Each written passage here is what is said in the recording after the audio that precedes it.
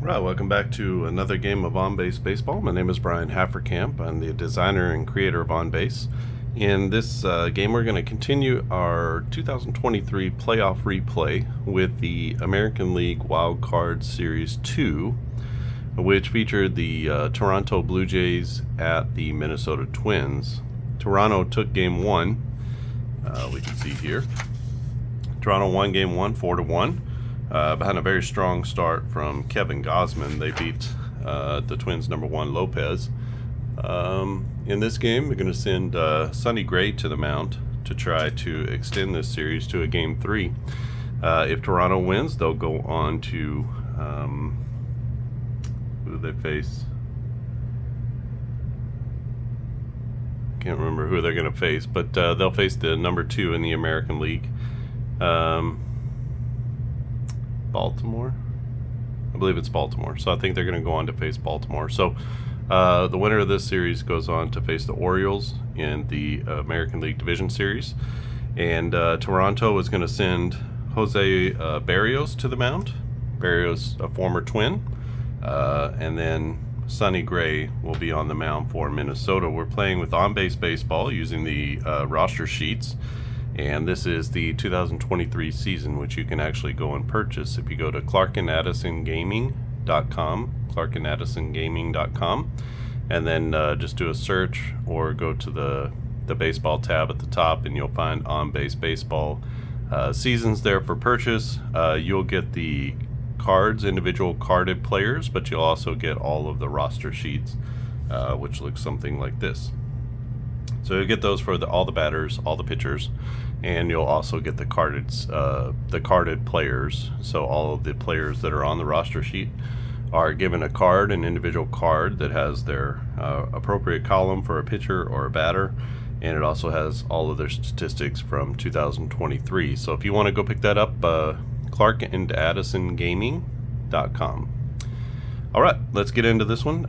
For the Blue Jays, it's mostly the same batting order. Actually, I think there's only one difference between Game 1 and 2, so let's go through them. It's Springer in right field will be leading off for the Blue Jays. Brandon Belt is hitting second. He's the DH. Vlad Guerrero Jr. is at first. He's batting third. Bo Bichette is the cleanup hitter. He's a shortstop. Kevin Biggio is at second. He's batting fifth. Kirk is the sixth batter. He's at catcher.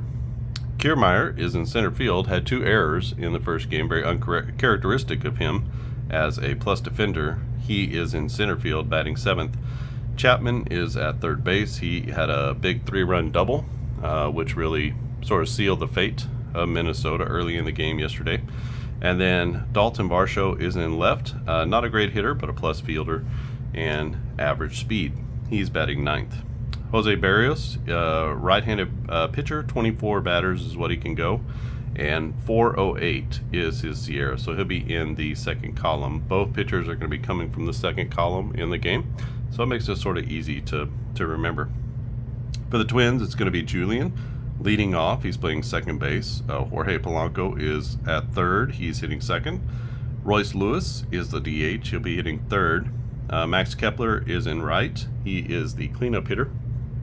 Alex Kirilloff, the first baseman, batting fifth.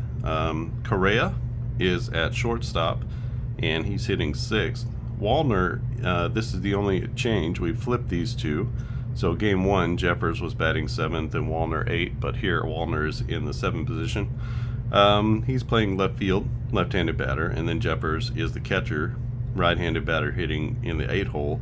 And the 9-hole hitter is going to be Michael A. Taylor playing center field for the Twins. All right, so let's get this one started. To play on-base baseball, you just need 2 regular D6 dice and a D10. Super easy to play, and you'll pick up on it as we go along. We first look at the pitcher's column, so we'll be looking here first, and then if there's a blank, we'll just move over to the batter column to find the result. First up for the Jays is going to be Springer. So for Sonny Gray, 24 is his stamina, 395, so he'll also be pitching out of this second column. So Gray will face off against Springer, Belt, and Guerrero Jr. to start the game. A 25 is going to be a fly ball that goes down the right field line. Tough play and right. For, who is that? Kepler. And possible error on Kepler. Kepler is a minus fielder, so he gets there, but it bounces off his glove, and that's going to be ruled an error on the right fielder, first play of the game. That brings up Brandon Belt. A 22. This could be trouble as Belt. Okay. 22 is going to be a double. That's off the pitcher card, or the pitcher's column. And so just like that, fast start again for Toronto, as they have runners at second and third with nobody out. Brings up Vlad Guerrero Jr. And another double. So back-to-back doubles. The 22 is like one of the most difficult things to roll, and we rolled 2 of them back-to-back. That's how it does happen sometimes. And that's going to be a 2 RBI double for Vlad Guerrero, and he is standing at second base again with nobody out, and Bo Bichette coming to the plate. A 23 is going to be a ground out with an error check. The ground out goes right in front of the plate to the catcher. The catcher is Jeffers.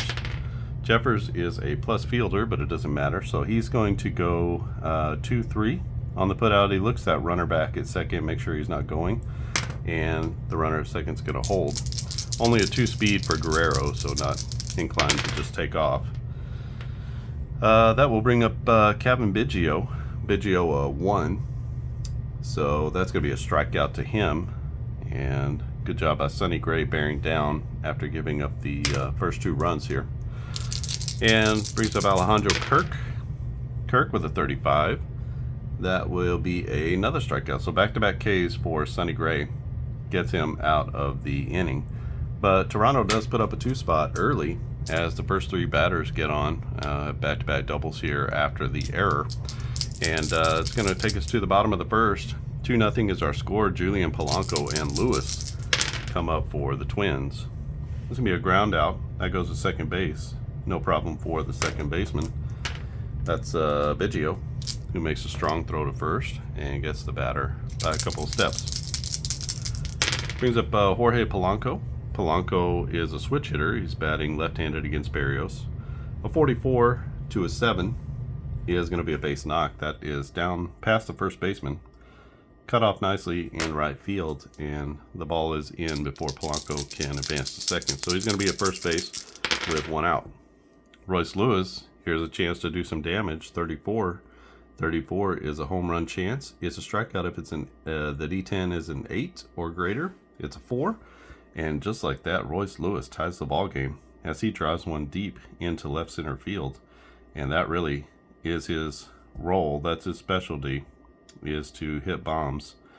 He has kind of a bum leg in this one, but he's out there DHing, and just had an electric start to his career, man. I mean, kid's gonna be a player. All right, so 2-2 as Minnesota ties it up in the bottom of the first. Kepler is up. He's gonna strike out looking. 24 is a strikeout or a double play if there's a double play in order, but there's not. So go to Kirilloff, and Kirilloff is going to double, and that is to right center field as he pulls the ball into the gap, and he'll be standing at second base with a 2-bagger. Brings up Carlos Correa. Correa with a 46. He's going to swing through that pitch, and that will end the inning. So Berrios gives up 2 of his own. Gives up 2 of his own in the bottom of the first. We're tied at 2, and we're headed to the top of the second. All knotted up. Kiermaier, Chapman, and Varsho for Toronto. 13 is going to be a ground out. That's right back to the pitcher. Nice stab there by the pitcher as he gets it over to first base for out number 1. Brings up Matty Chapman. Chapman with the big hit in game 1 in the second inning. 14 is going to be a blank here, so we go to the batter, and that's going to be a hit by pitch or a walk. That will be a walk. It's a hit by pitch if it's a 1. Otherwise, it's a walk. So Chapman at first, not great speed, and Varsho is up to the plate. Varsho, a left-handed bat against Sonny Gray. 35 to a -10 is going to be a strikeout as he swings through a curveball. That's 2 down in the inning. We got a runner at first base and George Springer to the plate. 25 for Springer is going to be a fly out. That goes down the left field line. Coming in hard on it is the left fielder, Wallner. Let's see if he makes the error. He does not. And he makes a nice running grab down the left field line. And that's out number 3. So we head to the bottom of the second inning, still tied at 3, as Toronto puts one on, but they can't bring him around. And for Minnesota, it'll be Wallner, Jeffers, and Taylor. 24 to Wallner is going to be a strikeout. Nice pitch by Berrios as he gets him swinging through a fastball. And it brings up Jeffers. Jeffers of 15 batting runs. Not going to matter here as he flies out straightaway left field. Let's see if there's an error in left. There's not. And so the left fielder is Varsho. He's going to make that catch. And that'll be out number 2 as he squeezes it for the out. Michael Taylor stands in. He's a right-handed bat against Berrios. So 22 is going to be a 2-bagger as he hits that one to straightaway center field. It gets past the center fielder and rolls up to the wall. Taylor cruises into second base with a hit, and we flip the lineup back around to 34. This could be good things for Julian. That could be a home run or a K if it's an 8 or greater here. It's not, and Julian gets a hold of one. I was looking at his batting, and he had like 16 home runs and 300 at-bats, and I was very surprised. I was wondering how he got to that 18 number, and Julian rises up and drills one. Hits that one out to left field. The left fielder, Varsho, can only look up and watch this one go, and it's now 4-2, Minnesota. 2 down, and Jorge Polanco up to the plate. 1 RDN for, or 2 RDN for Minnesota. 56 is going to be a strikeout, and that's going to be a strikeout to end the inning as he waves through a breaking ball. But not before the Twins put 2 more on the board. It's 4-2 Minnesota. Minnesota trying to get back into this series. They're down 1-0. They need this win to push it to a game 3, a deciding game 3. For the Blue Jays, it'll be Belt, Guerrero Jr., and Bichette. 36 to Brandon Belt is going to be a fly ball. That goes out to right center field. Lazy fly out there. Center fielder is Michael Taylor. He's going to squeeze it for out number 1. Brings up Vlad Guerrero Jr. He had a 2 RBI double in his first at bat. He's going to hit this one hard, but he hits it right at the shortstop. Shortstop dives to his left and makes a play. Nice action there by Correa as he dives out and makes that play. Takes a hit away from Guerrero Jr. He's now 1 for 2. Brings up Dante Bichette's son, Bo Bichette. He is 0 for 1. He grounded out in his first at bat. He's going to ground out here as well. So far, he hasn't gotten it past the pitcher's mound as that one goes. A little dribbler, pitcher to his right, plants his foot, and Sonny Gray throws a peg to first. 3 down, 3 up, 3 down for Toronto in the third. We head to the bottom of the third, 4-2 Minnesota. Minnesota's going to send up Lewis, Kepler, and Kirilloff.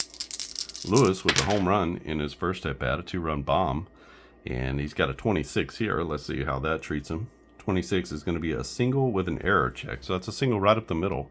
We're going to check the error on the center fielder, Kiermaier, and Kiermaier in better form today as he makes the play on that single. He gets it back in and holds Lewis at first. Lewis at first base with Kepler coming up. Kepler struck out his first at bat. He is going to bounce into a double play here. That's a little tapper out in front of the plate, and we're going to go 2-6-3. You don't see the old catcher to short to first double play very much, but nice play there by the catcher Kirk as he gets Kepler and Lewis 2 for 1. 2 down now, and Kirilloff stands in. He doubled in his first at bat. He's going to hit this one hard. And that's going to be a line drive to the shortstop. And that'll end the inning. So Bichette, nice play at short. And that was a terrible one. It looks like a face. All right, so no runs in the bottom of the third. 4-2 is our score. Toronto looking to get back into this one. It's Biggio, Kirk, and Kiermaier. Not going to do it that way as Biggio strikes out for the second time, and that is out number 1. Nice pitch by Sonny Gray. Brings up Alejandro Kirk. Kirk with a nice double play on defense the inning before. 25 is going to be a fly ball. That's a little lazy fly ball down to left field. And no error on the play. And that's going to be 2 outs as the left fielder Wallner makes the play there. Kiermaier to the plate, 35. Kiermaier is 0 for 1. He bounced to the pitcher in his first at-bat. In this one, he's going to strike out, so he's going to be 0 for 2. Sonny Gray puts it right on the corner, and he can't catch up with it.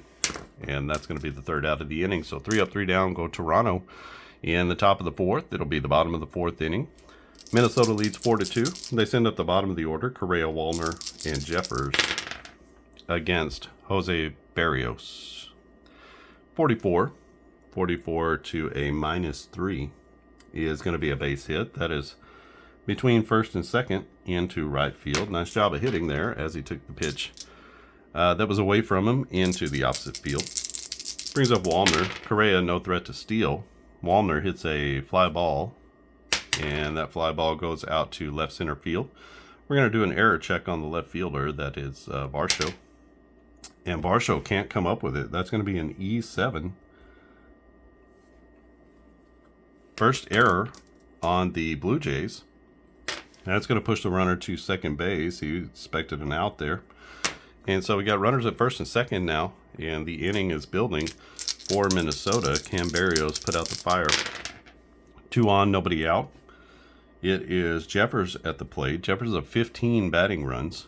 He's going to fly out here. That goes out to right center field. No problem there in right. The right fielder is Springer. He's going to make the catch. Only a 2 speed there. That's not really good odds to get Correa to third. So we're going to leave him there.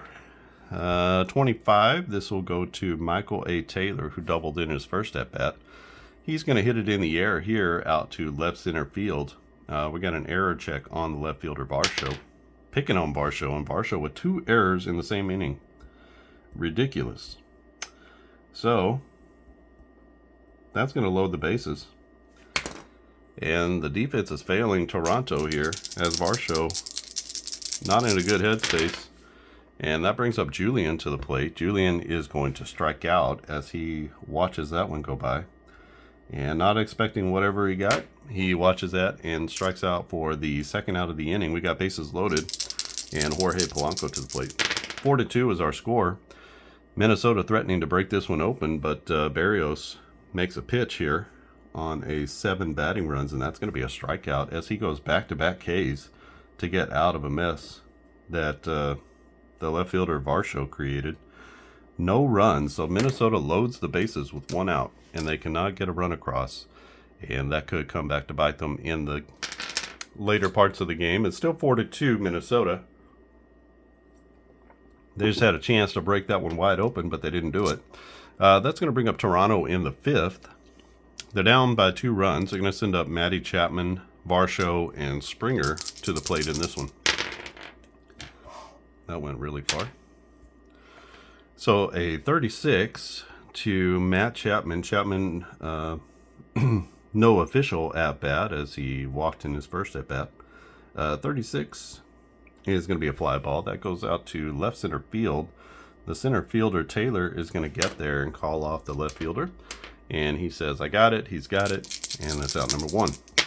Brings up Varsho. Varsho trying to make up for what he did before. Rips one down the right field line. He takes that breaking ball and yanks it into the right field corner. He's going to wind up at second base with only 1 out. Brings up George Springer. Dangerous part of the lineup here for Toronto, and we're going through it for the 3rd time. That's what this 3 is, 3rd time through the order. A 13 is going to be a ground out. That goes to the 3rd baseman. He looks back the runner at second base, keeps him from going forward, and that'll be out number 2 as he gets it across the diamond for the 2nd out. That's the 3rd baseman Polanco. Brings up Brandon Belt. Belt with a single can score a run. 35 is going to be a strikeout as Sonny Gray bears down with a runner in scoring position and keeps him at second base. So Toronto strands a runner in scoring position In the fifth, they're down 4-2, and Sonny Gray cruising in this one. It'll be Lewis, Kepler, and Kirilloff in the Minnesota fifth. A 16 is going to be a fly out. He hits it deep, but not deep enough to get out of the park. The crowd rose to their feet for a moment. That goes out to right center field, and the play is going to be made by the center fielder, Kiermaier. So that's out number 1. They were hoping for a 2 home run game. He's 2 for 3 now. That brings up Max Kepler. Kepler with a 66, and that's going to be a long single. Kepler only a speed of 3, so he's going to stay at first base, and no runners on base, so no extra advancing going on there. Kepler's at first with Kirilloff coming to the plate. Kirilloff is 1 for 2 with a double. Here he's got a 56. A 56 is going to be a strikeout. So he's now 1 for 3, and there's no runner advancement there. So we have Correa coming to the plate. Correa with a single in his last at-bat. Not going to get that here as he hits it hard to third, but up to the challenge is the third baseman Chapman. Really good fielder. Matt Chapman has been for his whole career. So he makes a stab, gets the throw to first, and he makes it look easy. That's out number 3. And that will go to the top of the 6th inning. It's 4-2 Minnesota trying to hang on to this one as they are down 1-0 in this series, trying to extend this to a game 3. We haven't had any wild card series go to a game 3. Everybody who's been able to close it out has closed it out. This could be our best chance for it here. Sonny Gray can go 24. He's at 18, 19, 20. Berrios is at 19, 20, 1, 2, 3, 4. So they both can go another inning into the 6th without having to make any changes. That's what I mean. So Guerrero Jr. is 1 for 2. He had a 2 RBI double in the first inning that put Toronto up 2-0. And here he's going to ground out. That's going to go to the second baseman. The second baseman is Julian, and he gets it over to first. No problem for Kirilloff. And Kirilloff squeezes it for the out. So that's going to be Bichette to the plate now with 1 out. A 26 to Bichette is going to be a single with an error check. So that's a base hit up the middle. We're going to do an error check on the center fielder, Taylor. No error on Taylor. So that's going to be a base knock as Bo Bichette gets on for the first time. He's only a 4 speed, not a super threat to steal here. Brings up Kevin Biggio. Biggio with the 1 batting runs. He's here. That's a long single. And a long single isn't going to mean anything for him, but it is going to push the runner all the way to third. So we have runners at first and third now with 1 out. It's going to be Alejandro Kirk to the plate. Kirk 0 for 2. Toronto needs a big hit here. Let's see if they get it. 15 to Kirk is a base hit. And just like that, another run scores for Toronto. That makes the score 4-3. So RBI single for the catcher Kirk, and Kevin Kiermaier comes to the plate. He's 0 for 2 in this game, looking for another big hit. Let's see if he gets it. A 14 is not going to be a hit, but that's going to be a walk, so that's going to load the bases. And Sonny Gray in a little bit of trouble here. Can't really do better than him. I guess you can. Do we go to the bullpen? Let's see who they got. Who do they have in the bullpen? Well, that's not it.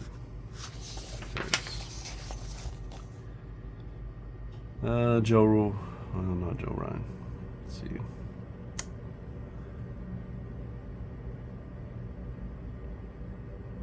Thielbar came into the actual game. We got Thielbar and Stewart. Thielbar, more of a specialty kind of guy, maybe a late inning guy. Funderburk. Alright, here's one. Chris Paddock.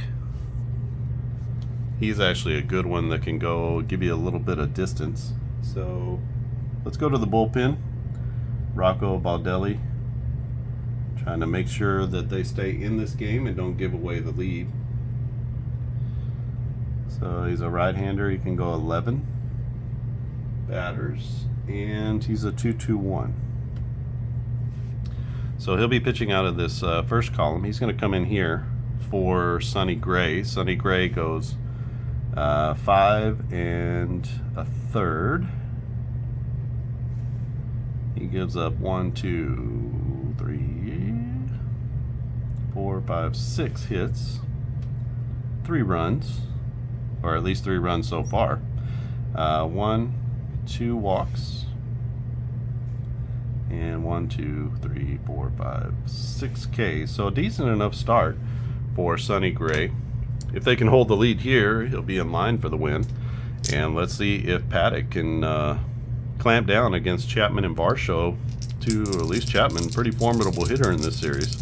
Paddock, right-handed pitcher, he can go 11 batters. He's got a 2-2-1 Sierra, so he's going to be in this column here. A 56, that's already paying off. That's going to be a strikeout.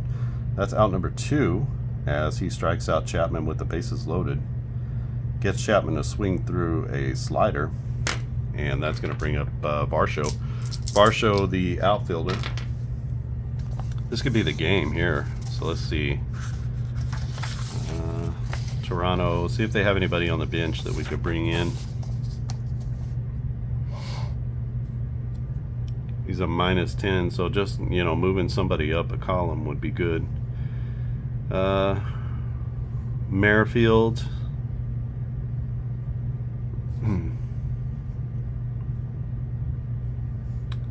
Espinal. Davis Schneider. All right, this is the moment. Davis Schneider. Young guy. He's going to get a chance here on the big stage. I know it's early in the game, but you don't know when you're going to get these opportunities. So Schneider comes into the game. I think he's going to stay in the game. He has got 12.9, 2.4, 5.1, 13 plus. Sorry, I messed that up. So 13 plus 5. So we're going to bring him in here, and we're going to have to switch somebody else out. An outfielder, move him around a little bit, because I don't think Schneider plays second base, so he would come in for Biggio, and then we need to get an outfielder in here. Merrifield, I guess. He's a utility player. Cam Eden plays left field, so maybe we'll do that. We'll go Eden here. So we're going to put him at second base in the 6th. Schneider is a right-handed batter. Yep. So we got a righty here. Sorry about that. Eden is going to come in to play left field. And he is, what I'm doing is I'm just looking here, and then I'm pulling in his stats here. So right-handed batter, -1. I like to just round everything. -3. All right. So we got our guy in Schneider. Schneider's going to come in. We're going to replace Biggio with Eden. I suppose if it gets back around to Biggio, he'll still bat in this inning. So Eden will come in and play in the next inning. And they're going to be facing off against Braddock. We got 2 down. We got a new batter in. Bases loaded. This feels like the game right here. It could be that Toronto scores 18 runs in the next 5 innings. But this feels like the game. And Schneider against Paddock. Big hit here. Oh my goodness. 22. Wow. To a 13 is going to be a double or a triple if it's a 7 here. It's not. That's going to be a 2-bagger.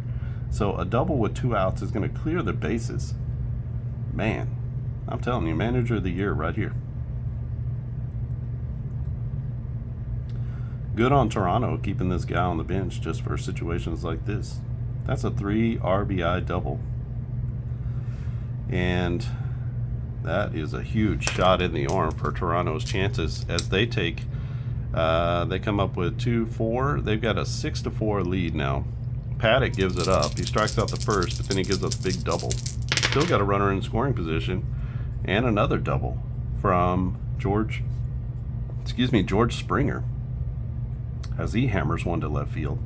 And Paddock is not offering much relief here, as that'll be another RBI in. That's going to drive in the runner from second, Schneider, and 5 runs in the 6th inning for Toronto. Has put them up 7-4. 26, Paddock comes back and gets the strikeout of Brandon Belt. That'll be the 3rd out, but not before Toronto puts up 5. It's now 7-4 Toronto over Minnesota. We're at 18, 19, 20. 1, 2, 3, 4. Berrios can go back in there for another inning. Let's see if it's going to be a fool's errand to send him out there. He'll face the bottom of the order with Wallner, Jeffers, and Taylor. 25 is going to be a fly ball with an error check. So that's a fly out to left field. On the run to get it is the left fielder. Our new left fielder is Eden, who comes in here. And he is going to have to track it down. He's a minus fielder. Let's see. And he makes the play. So he gets tested on his first play, and he'll make the play in left. Brings up Jeffers. Jeffers hits the ball. He's got a line drive. No pop-up on the play, so that's going to be a liner to second base. Hits it hard, but he hits it right at the second baseman, who picks it up right off the top of the turf. That's the new second baseman, Schneider. So they're testing out all the new guys in the infield and the outfield. Brings up Taylor. Taylor with the 26. 26 is going to be a ground out, and that goes to second base. Schneider again is tested, and he is up to the challenge. 3 up, 3 down go the Twins in the 6th. They're a little bit shocked by that 5-run 6th inning from Toronto, and we'll see if they can recover. 1, 2, 3, 4, 5, 6. Oh, actually 2, 4. We're going to leave Paddock in there. Hopefully he can fix his ERA a little bit. 45 to Vlad Guerrero is not a home run. It's going to be a single, and that's a base knock into left field between short and third. He's standing at first base. He's 2 for 4. Got 2 RBIs. For Bichette, Bichette is 1 for 3. Scored a run in his last at bat, a 44 to an 18 batting runs is going to be a walk. So he goes down to first base, and I think this is enough of the Paddock experience, and we are going to bring in another pitcher for Minnesota. All right, new pitcher for Minnesota is going to be Stewart, Brock Stewart. Right-handed pitcher, can go 4 batters before we need to switch his column. And he's a 287 Sierra, so he'll be out of this first column for the pitcher. Thought that was going to be helpful for Braddock as he comes in, pitches only 2/3 of an inning, gives up 3 hits, 1 run, 1 walk, and 2 Ks. One of those runs that he gave up here was charged to Sonny Gray. So Sonny Gray, his final line is 6 runs given up.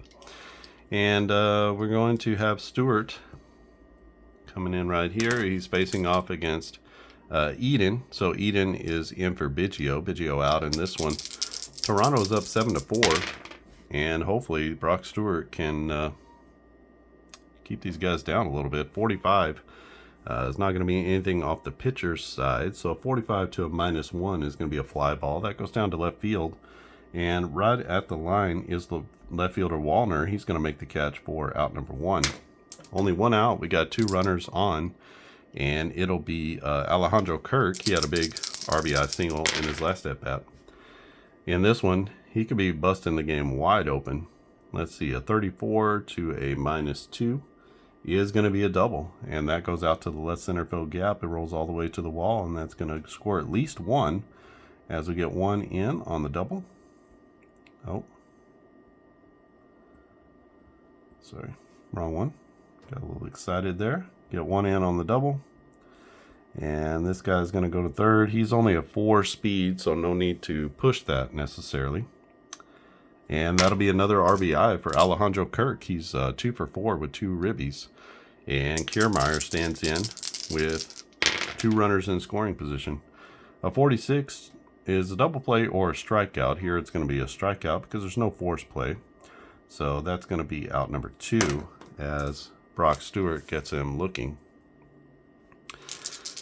Last chance for Toronto here. Base hit scores 2. 45 to a 7 batting runs is going to be a fly ball. So that's hit out to straightaway right field. Going back on it is the right fielder. That is Kepler. And a couple of steps short of the wall, he makes the catch. Everybody in Minnesota holding their breath. But the Twins do put one more on the board. And that run will be charged to this guy. So that's 2 runs for Paddock. 3 hits, 2 runs, 1 walk, and 2 Ks. As Stewart comes in, he gives up 1 run, but he was in a first and second with nobody out situation. So does a pretty good job of limiting the damage. It's 8-2 or 8-4 now. And the Twins are looking for some offense. They got the top of their order coming up. I'm going to get a new pitcher for the Twins. For Toronto, I'm sorry. So as they try to close this one out. New pitcher for Toronto is going to be Trevor Richards, right-handed pitcher. He can go 6 batters. 3.32 is his Sierra, so he'll be coming out of this column here. He'll be facing off against the top of the order, Julian, Polanco, and Lewis. He replaces Berrios, who went 6 innings, gave up 8 hits, 4 runs, no walks, and 7 strikeouts. Berrios is in line for the win as Toronto is up 8-4. And let's see if the bullpen can hold the lead or not. Let me get a little water.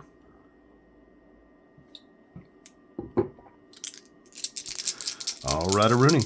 Trevor Richards facing off against the leadoff man, Julian. 35 to an 18 is going to be a strikeout. That'll be a strikeout swinging.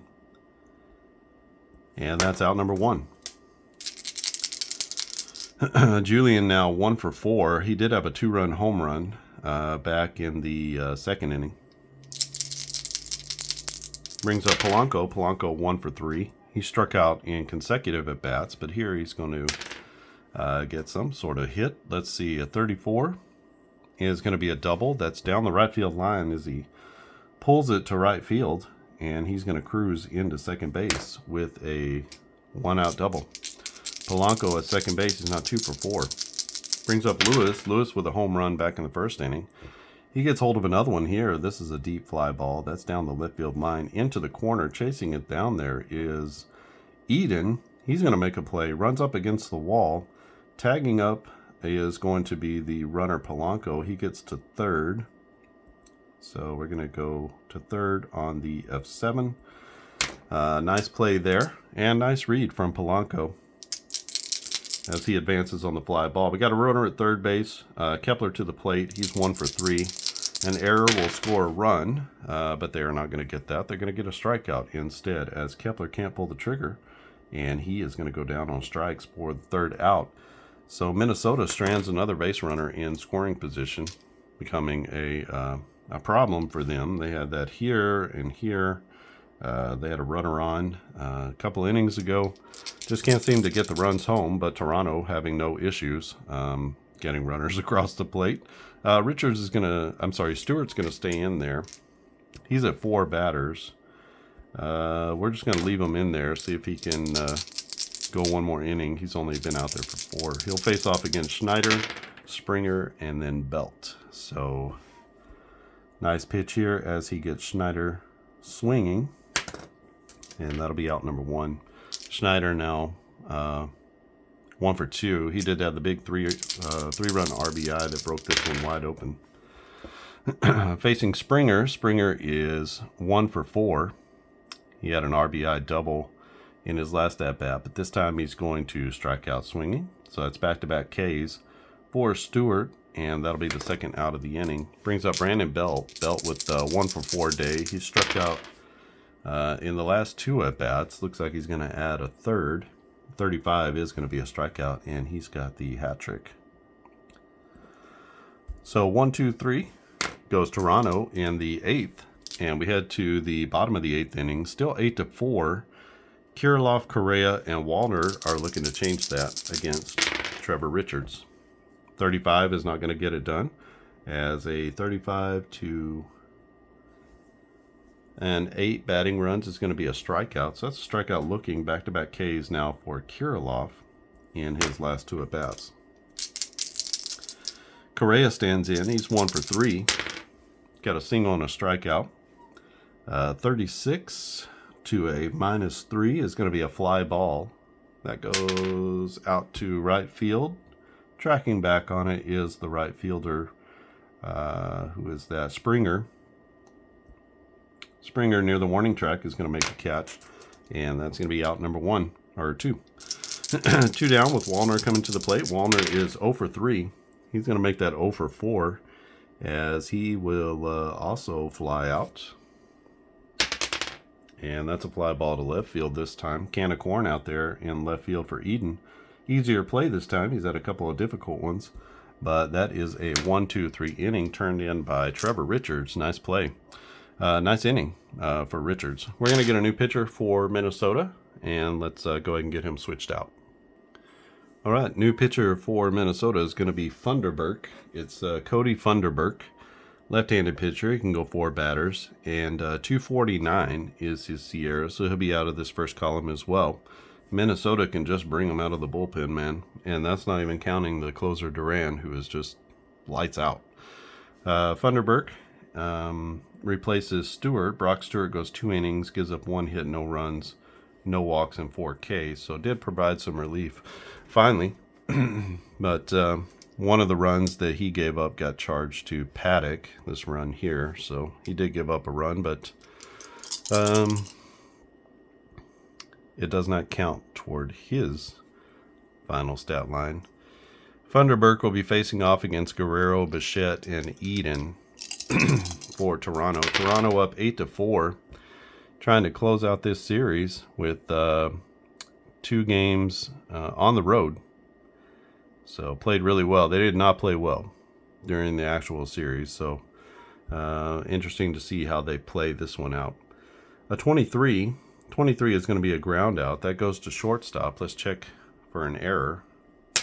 This is on Correa. Correa gets there. Slick fielding shortstop. One of the best fielding shortstops in the league. And he's going to give it over to first for out number 1. Brings up Bo Bichette. Bichette is 1 for 3. Another grounder. This time it's a tapper out in front of the plate. Down the third base line. And there's no error on the play, as the catcher Jeffers gets out there quickly and gets it down to first for out number 2. That's going to bring up not Kevin Biggio, but Eden. Forget Eden's name. But Eden came in a couple innings ago. So 1, 2, 3 innings ago in the 5th. And he flied out in his first at-bat. Here he's going to fly out deep again. This goes to right center field as he pokes it the other way. And the ball just keeps carrying. It goes out to right field. But Michael A. Taylor on the run is going to make the play. And that is out number 3. So 3 up, 3 down goes Toronto in the 9th. Minnesota is going to be going to bat in the 9th inning, trying to close this one out is Toronto, and Minnesota needs 4 runs to tie. So let's see if they can get that. They're going to have to do it against a new pitcher. All right, new pitcher for Toronto is Yimi Garcia, right-handed pitcher. 4 batters he can go. 299 Sierra, so he's out of this first column. He replaces Richards. Richards goes 2 innings, gives up 1 hit, no runs, no walks, and 4 strikeouts in his 2 innings. Excellent job by him. There was 1 threat. Runner got to third base. That was really it. So we're going to see. If Toronto can close this out, that means they are going to head on to the next round. They're already up 1-0 in this series. And let's check out the 9th inning. Let's see if Minnesota has something. It'll be Jeffers, Taylor, and back to the top of the order with Julia. Jeffers hits it hard on the ground, but hits it right to the shortstop. The shortstop is Bichette. He makes a good throw to first, and that will be out number 1. 2 outs closer as Michael A. Taylor stands in. Sure if Minnesota has anything better on the bench.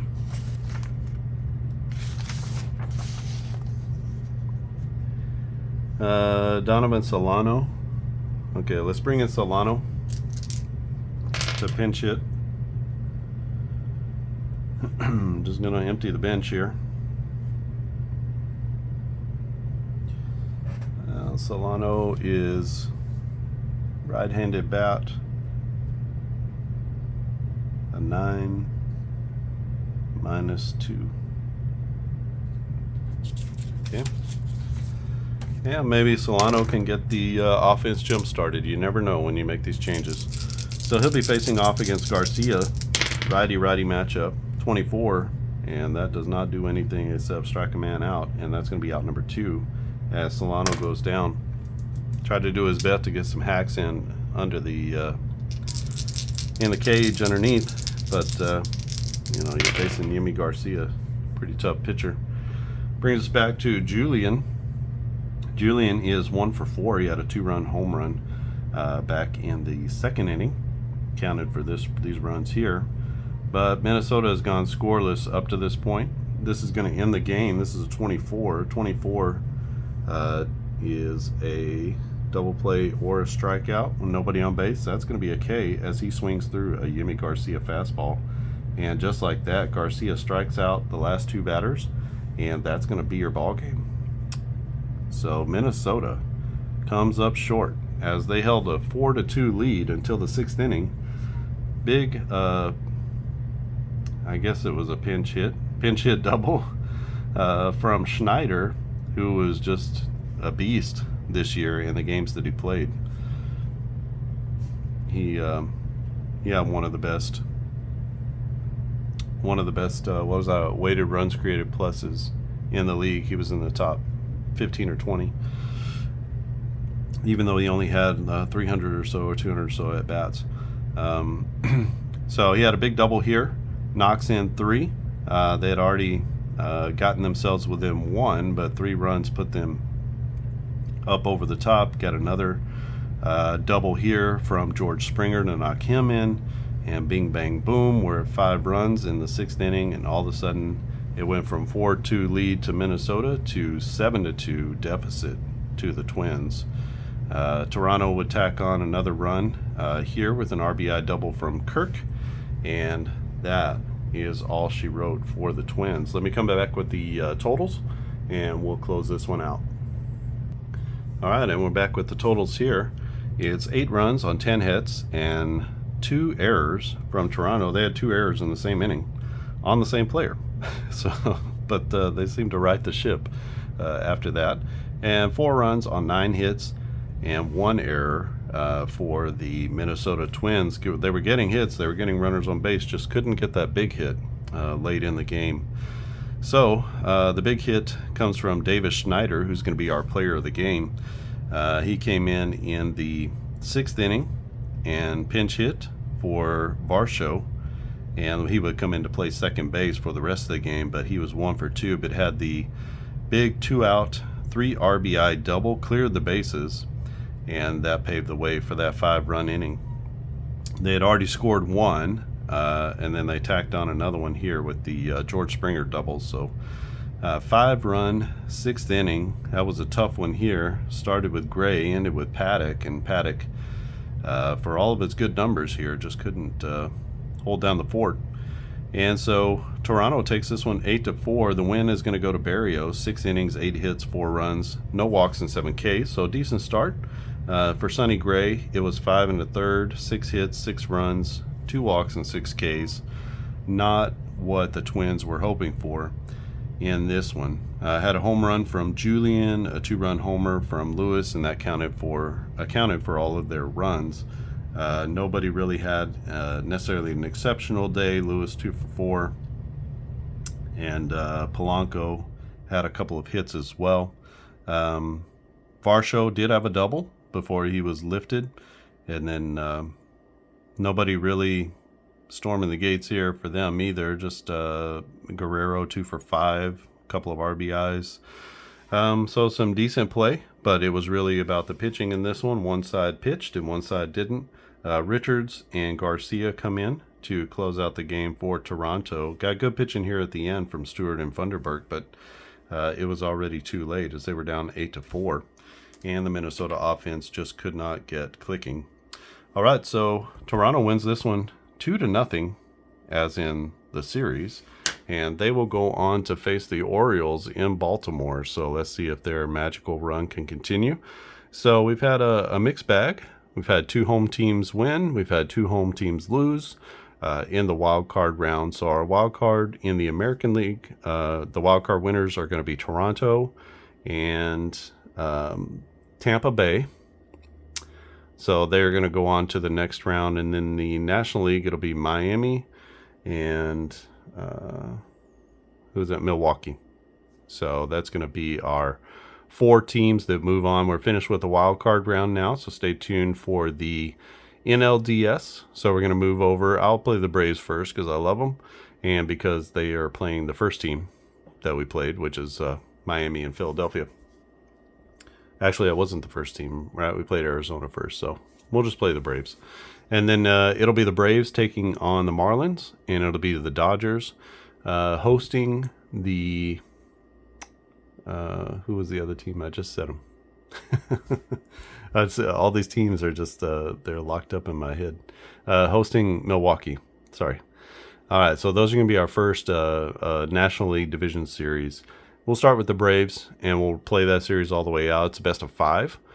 So these were all best of 3, but we'll play a best of 5. So we're going to have a home and home, and we will have road games. This was just 3 games at whatever the site was for the home team, but we're going to actually have some road games in this best of 5. So let's see how that goes for the Braves. Hopefully they can put it together. I have not played a game with the 2023 Braves, so this is going to be interesting because I haven't used them yet. Just released this set not long ago. You can go to clarkandaddisongaming.com. I'll put the link down in the description below, and you can go to that link and you can learn more about on-base baseball. I think there's a little bit more information about the roster sheet sets. I need to update that now that I'm doing the cards as well. But you can go from there to shop for on-base baseball. Just follow the links that say, purchase on-base baseball. You can also click on the header at the very top of the website that says baseball, and that'll pull up not just on base, but quick play baseball and some of the other games that I have. So feel free to browse around. There's lots of games in the shop, not just baseball. We got basketball with up-tempo basketball, and I have a game called Triple Threat basketball. I'm not sure if I put that on there or not, but up-tempo, all the seasons that are available are on the website. I've also got a couple of football games, hosting a couple of games for another designer. So 1-2-3 Baseball is a sort of quick play baseball game that you can check out. Just recently released last week, and it was based off of a Greg Sovan game. So if you're familiar with him, he just passed, but this is a game that was based off of a game that he had sort of tinkered with, and another designer picked up per his blessing to be able to create a new game out of it. And Border Battle Football, which is a college football game. It's a drive-by-drive game, and you can play that as well and get that on the website under the football tab at the top. So lots of things to look at, learn from. No Huddle Football is my other football game. And I got all kinds of things in the hoppers and the works. I'm just trying stuff out and trying a more advanced version of on-base baseball where you could play with the same cards and you're sort of using the same system here, but instead of just one column here, you have a little bit of choice. So like if you wanted to just choose to approach the at-bat normally, then it would be like rolling out of one of these columns normally. But if you wanted to pitch around the batter or you wanted to be more aggressive, let's say you get down to the bottom of the order and you got some weak hitters and you want to be more aggressive so that you can increase your opportunity for strikeouts, opportunities for pop-ups, things like that. You also increase your opportunities for home runs and hits because you're putting the ball in the zone. But if you're facing a weaker hitter, it may not matter quite as much. You don't want to be too aggressive with Barry Bonds, but if you need to be aggressive, his strikeout, the risk reward is the strikeouts go up, but that's also home runs go up because you're going to be in the zone. So, and when you pitch around, walks increase, but home runs, doubles, triples, they all go down, and at least the percentage of hitting on those goes down. So you sort of are tinkering with, do I pitch around this guy, try to get him to hit into a ground ball, that type of thing. So trying to add a little bit more strategy. I'm thinking about how can we get more strategy into some of these baseball games, because that's when I'm putting the feelers out to the Facebook groups. That's what I'm hearing is people want to be the coach. They want to be able to pull the strings on strategy and make it sort of play out on the field and see how that works. So just trying to think about just using the resources that I already put out with On Base Baseball. Can we bring in maybe a different way of playing that that would bring a little bit more strategic kind of calls from the bench, I guess. So for batters, there will be 3 columns: normal swing, power swing, and a bunt. So how can we start kind of including some of those things into the game, and then a little bit with fielding. So infield out, infield in, outfield deep, outfield in, that kind of things, or maybe playing the corners. So just trying to think about strategic sort of things that we can do and how those things would affect the game, and then coming up with a more complete base running or fielding system. Right now it's basic. I did that intentionally to leave room for you to create. Years into this thing now, I can see ways that I could create some things to make the game a little bit more complex. If you wanted more complexity out of the box, it wouldn't be difficult. It would just be roll against a chart, but there would be more options for base running and things like that on the chart itself. I don't have it down here with me, but I also have put together a more complex fielding system that would be easy to use with this game as well. You would just have to kind of convert the fielding ratings, maybe, or well, I guess you wouldn't have to convert them. You could use the defense ratings that we have with that. You would just have to use the actual defensive numbers. It's not just plus and minus. You would need to write down the actual defensive numbers, because those are sort of categorized just like these are categorized into target groups, columns, so to speak. And then you would roll against that player's column. And if you watch my videos on precision baseball, you know what I'm talking about. So that system I've created for 3D10 dice, 2D10 dice, or 2D6 dice. So it would be super easy to just use that with on-base baseball, and it would give you some more complexity. It would give you some more interesting plays as far as the defense is concerned. You'd have to modify some things because I don't have a double play rating for on-base baseball, but you could use their defense rating to be able to kind of modify that double play chart just a little bit and see how that goes. You could also use the player's speed on the batter if you had to do a double play check on the batter, that type of thing. So there's some things you would need to change and manipulate and maybe rework a little bit for it to work with on base. But I give you all these numbers so that you can take those and you can kind of create your own charts if you wanted to. So you have the values, you separate those players out by their values, and then create charts based off of the probability of someone with this defense to that defense number making the play, that type of thing. It requires a little bit of a data analysis if you want to be like super specific about it. So you would need to do do a data dump, and then manipulate and do a little bit of data analysis in a spreadsheet to be able to figure out, what's the average fielding percentage of defensive players in this particular group, and that particular group, and that particular group. So that's typically what I do whenever I'm separating players out and I'm trying to decide, how to do that. It's more of this is an average 30 plus batting runs player, so it's not specific. If Barry Bonds goes off for a 98 batting runs and then another guy's a 30, obviously they're very different. Even though they're both elite hitters, they're in a different world. Barry Bonds is in a different world. So if you feel like he's not getting enough home runs, slot another home run in there. His home run percentage, I think the home run percentage here is probably 4 to 5%. Actually, it's 5%. So a 45, anything that's not a double is going to be 5%. Actually, it's a little bit more. It's like 5.4%. So that is going to be your home run kings. Like they're in that 5-6% home run percentage. Home run percentage is home runs divided by plate appearances. So if you get up into that 5%, you're getting into the stratosphere of home run hitters. So 5% of their plate appearances went for home runs. So that's kind of where you're getting into that space there. If you get into 10% range, you're historic.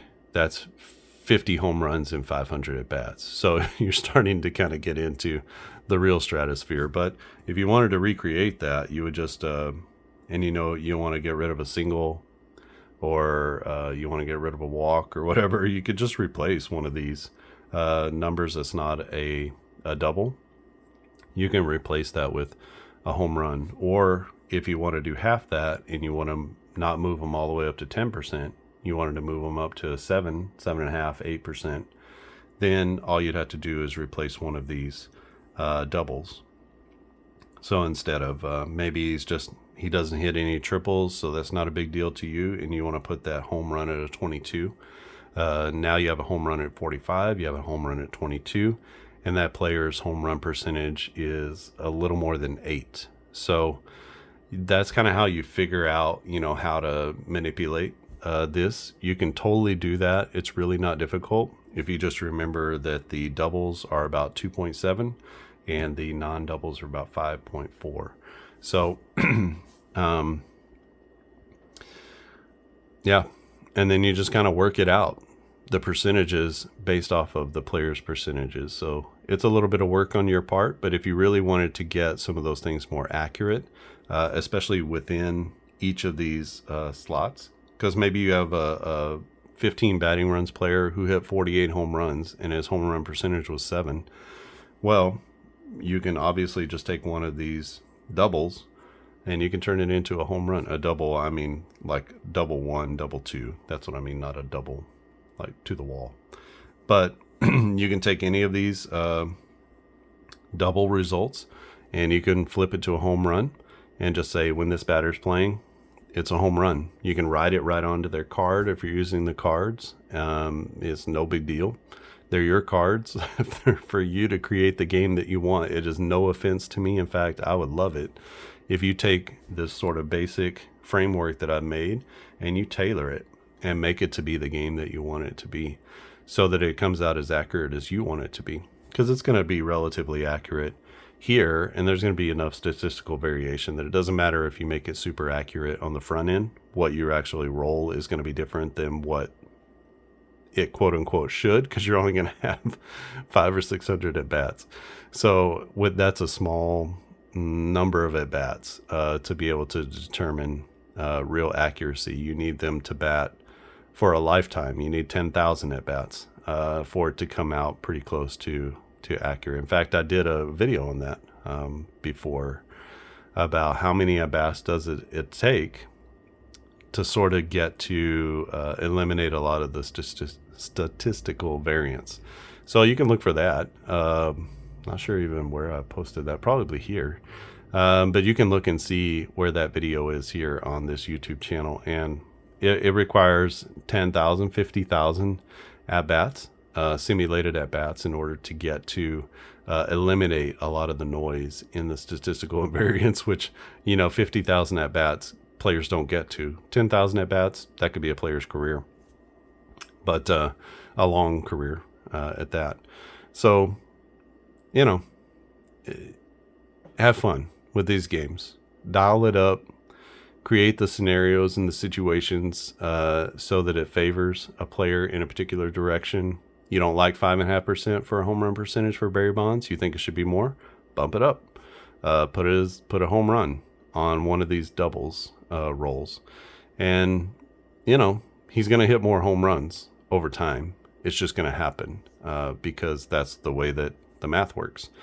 So you can sort of nudge people here and there. You don't like that a particular guy maybe only hit 8 home runs and he's still in this column here or here. Bump him down. Put him down to the 66 and just say, if it's a 66, he gets a home run. That's not going to be a very common number rolled. You could put him on the 22. 22 is about the least common number to roll. So just put them down there and see, because that's what I've done here. So there's only one home run percentage for a guy in this column. Most of these players have less than 5 or less than 10 home runs, so they're not going to hit very many. You have a pitcher, you want to put them all the way down here. You don't want to give them a home run percentage. Don't give them a home run percentage. Or I've used the split percentages here. So that's a 5%. But it's only 1 to 7, so it's 70% of 5% is the chance for a home run here. So because 5% is too much, 2.7% is too little, I need it to really be at like 3 or 4%. That's why I have some of these split results here as well. So you can split the result so that you can get more granularity as well. You can split that 2 ways, 3 ways, 4 ways, whatever you want. To be able to get the kind of granularity that you want. And one of the ways that you can do that and figure out what percentage is to go to just search online for a percentage of a percentage calculator, and then you just do 70% of 5.4%, or 70% of 5% is an easy way to remember it. So then you get that number and you just kind of keep working that. Okay, what is 60%? What is 70%? What's 80%? Because we're using a D10 here, so each one is a 10% increment. So it makes the math is kind of easy, actually. And so for a strikeout here, that adds to all the other strikeout chances, that we have here. We have lots of, different strikeout chances throughout here. So that little 20% of 5% gets added to the strikeout percentages, which gets it into kind of the right place as well. So when deciding, what do I pair with that home run, maybe I need to bump up strikeouts a little bit so I can use that. And a home run and a strikeout kind of go together, right? It adds a little bit of tension. In fact, if you wanted to roll the D10 after you roll the D6s, it would add a little bit of tension to the game, because when you roll it all together, you kind of just see and you're like, okay, that's what happened. But when you know that there's going to be a chance for a home run or a strikeout, and now you roll the D10, there's like a little bit of tension in the game, which is a lot of fun. All right, so that's me rambling on, mostly because we were finished here, but I also like to give you a little bit of insight into creating these games. It is about math. It is about art. It is about all the different things. So if you want to create a game, think about the math. Think about Steve Etzel just put out a video a couple days ago about the statistics, the probabilities of the dice in various games. So he looked at like 5 or 6 popular games, and what is the statistical probability of rolling particular things based on just the kind of dice that have been chosen, and just the kind of combinations of how those dice work together. This is a very easy combination because they work separately from one another for the most part. So really you're just looking at the 2 D6s and you're looking at the D10 separately, but you can make those work in concert with one another, sort of like season ticket baseball, where you have 1d6 and 2d10s, is that right? Or something like that. And so you kind of have them all working in concert with one another, but they're different types of dice, different sides of dice. So there's lots of complexity you can add by doing that, but 2d6 is traditional, 2d10s is accurate, 3d10s is very accurate, because you can get down to a .001 on one roll. On 2d10s, you can do .01 on one roll, which is actually pretty accurate as well. And with 1d10, you can get down to .1 on a roll, which is more accurate than 2d6s. So d10s are inherently going to make it more accurate. 3d6s are going to make it more accurate than 2. So the more dice you add, the more accuracy you're going to add into the game, but also you're going to add some more complexity into the game, which means that you're putting a little bit more brain work onto the gamer, onto the user. So there's a little bit of a trade-off there, so you just got to think about those things whenever you're adding dice to a game. Sometimes I see gamers playing games and it's like they can't remember how all the dice work together, and I think when you've crossed that line, when it's hard to remember, you've gone a step too far, because now the game sort of stands in the way of you being able to play Toronto at Minnesota. So for me personally, as a philosophy, as a designer, I'm a web developer by trade, so I try to do it on the sites that I develop on the web as well, is to get it out of the way. You want to deliver the content, but you want them to see the content. That's the whole reason they're there. We're there to see the game between Toronto and Minnesota. We're not there to see on-base baseball. I know that some people love that. They love to get into the game. That's not really what I'm about. I'm trying to use this to allow you to play a sport.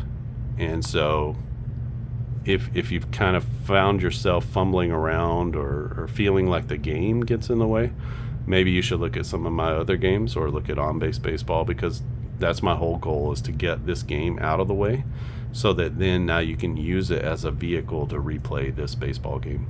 So that's just something that I have in my mind every time that I make something. So if it's going too complex, I want to pull it back. Okay, can we get it back into a realm where I use the game engine, but I don't see the game engine, if that makes sense. So sort of a newer way, but kind of old school way of thinking about game design as well. I think APA, Stratomatic, they largely fall into that place as well, where the game just kind of gets out of the way after a while. You memorize things. It's kind of easy to memorize what things are going to be, and then once you build that familiarity with the game can go much quicker. You've seen it here. A 23 is always going to be a ground out with an error check. 25 is always going to be a fly out with an error check. So once you get those things down, to 16 is a fly out with an advance, a 12 is a ground out with an advance. So it doesn't matter the kind of batter. Some of these things are just going to come up all the time. A 45 on a 30 plus batting runs is a home run. A 33 on 33 for a regular batter, like -5 to +10, that's a home run. A 66 on a terrible batter, that's a home run. So you kind of there's only 21 chances, so you sort of get to where you memorize some of these things.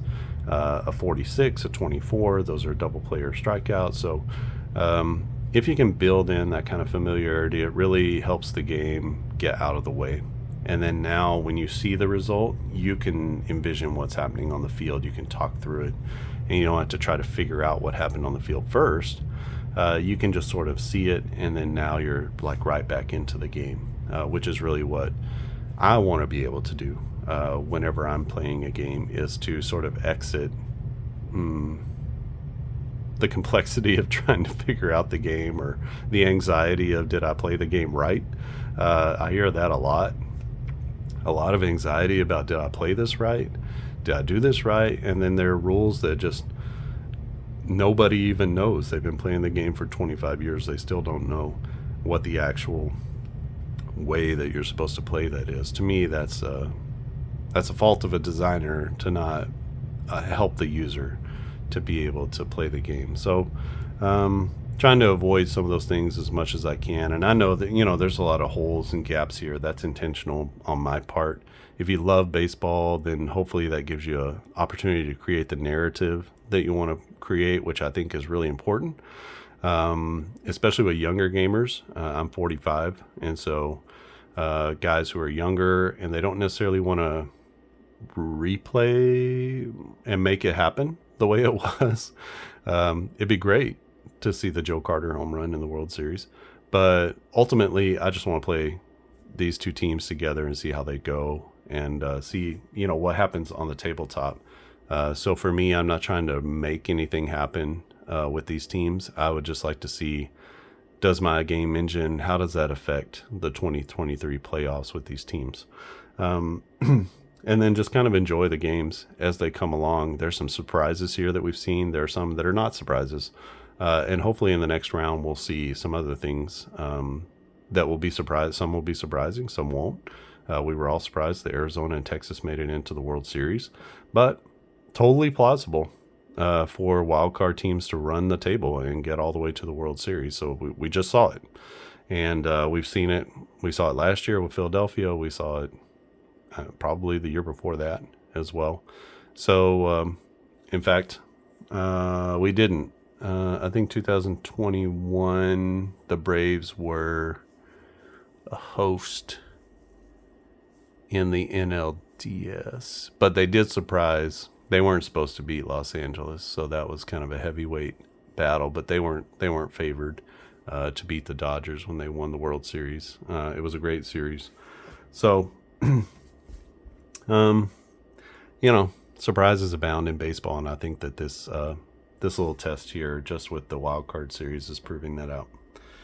Okay, that'll be enough for me rambling. Toronto wins this series 2-0 on an 8-4 win over Minnesota. So in real life, Minnesota won this series. I believe it's 2-0. They won, but Toronto wins this one 2-0. They'll be going on to face the Baltimore Orioles, so a little AL East matchup in the ALDS. So stay tuned for that. I'm trying to post these every day. We'll see if I can get around to that or not. Got some changes in my life coming up, a big move coming up soon. So we'll see if I'm able to still continue this. If not, I'll put something out that might just have to take a little bit of a hiatus and a break for a bit, just to see how that all works out.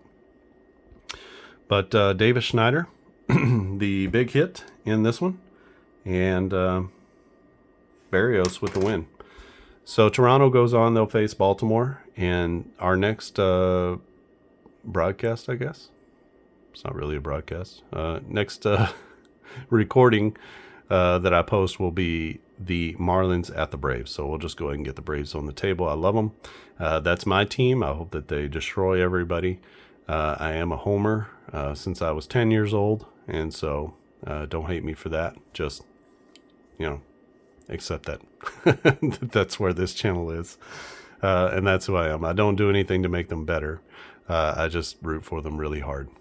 So we'll see how they fare against the Marlins, who had two very surprising wins against Philadelphia, went into the Lions' den and came out winners.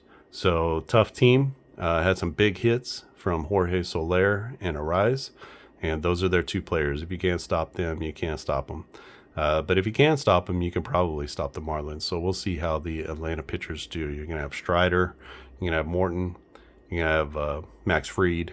So, they got their big guys starting in this one. So let's see how that goes. And at this point, everything for the Braves is going to be totally made up, right?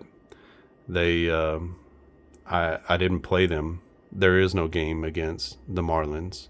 So I'm going to be using a little bit of what Brian Snitker did against the Phillies, maybe looking at the strategies and the lineups that he does against lefties and righties. And it's mostly going to be me pulling the strings, though, because this is a totally different team than Philadelphia. So it'll be interesting to see how this goes, and that's going to be the case for some of these teams, especially the ones that got upset, and the ones who were upset in real life, but they made it this time. So Tampa Bay, they didn't actually have a game against the Astros. So we'll see how this all goes. It's going to be real fun. All right. I think that's it from here. Thanks for watching, and I'll see you again next time.